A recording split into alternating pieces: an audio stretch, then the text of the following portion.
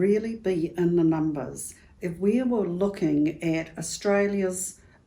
poor wellbeing metrics,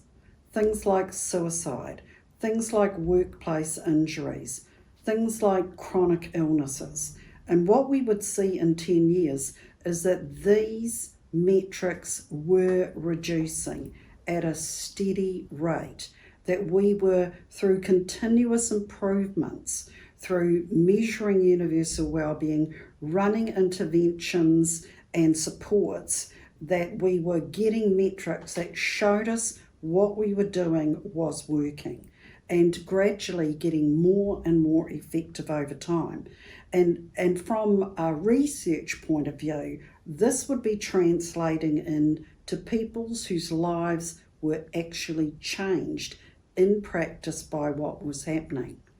Ideally, we would like to see different countries establishing Prevention Universal Wellbeing Charter implementation centres which collaborate, which align, which provide support for research and interventions, and actually help community-led and community-cited initiatives to get off the ground and actually help those communities, help those people on a day-to-day basis in ways that would, really matter. But we'd also still need people like our psychologists and counsellors and medical doctors, but the burden of overwork and the endless need for their services would start to actually reduce, so that these professionals could do what they do, but the demand for their services would move back and communities would actually feel empowered.